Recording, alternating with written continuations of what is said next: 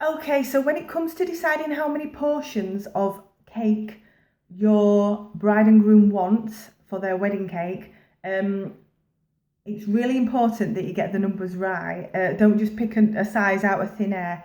Um, so every customer is different, and I think that the essential thing is that you speak to your customers first and manage find out what their expectations are and manage them accordingly.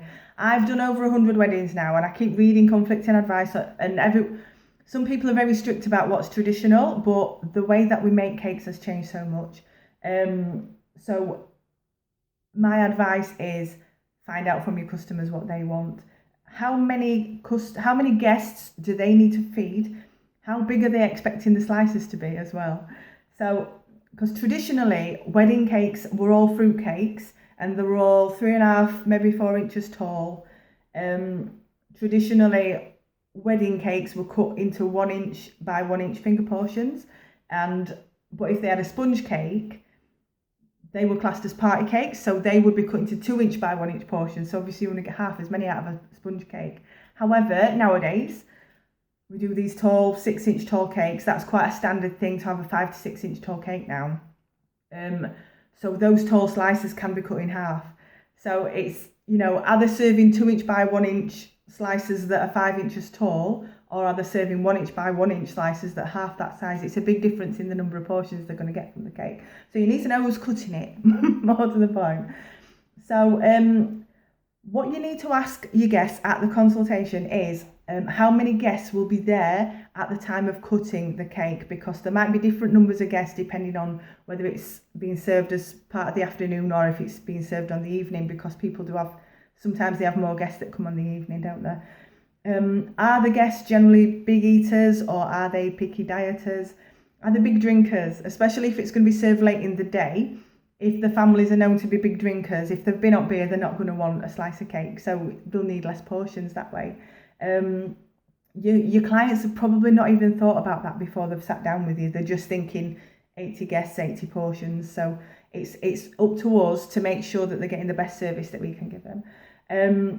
If the cake is being served as a dessert, as the last course of a sit-down meal, every single person will get a slice put in front of them on a plate, whether they've asked for it or not. So you do need to cater for every single person, and I'd maybe put a bit extra on as well. So, I mean, as an example, my family, I'd cater for a big slice for everyone, because for every person that's had a bit too much to drink early on and doesn't want a big slice, another person's probably going to want seconds. With my family, because we're big eaters, every family is completely different.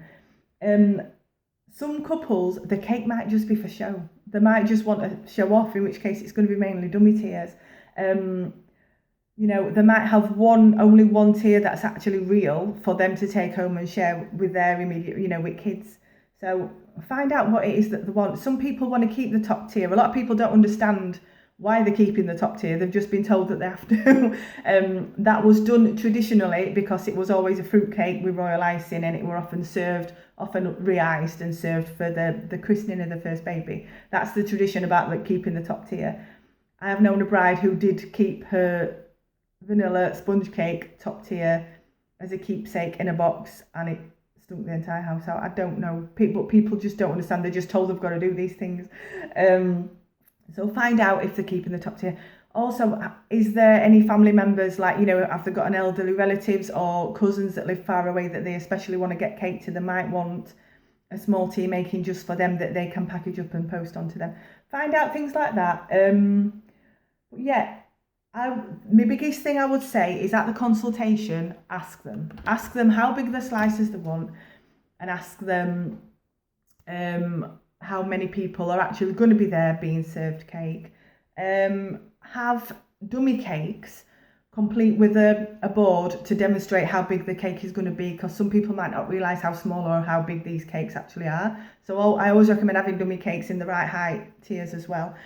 Another thing I'll mention, you can give a cutting guide to the venue and they will completely ignore it, always, almost guaranteed. So hope that one helps.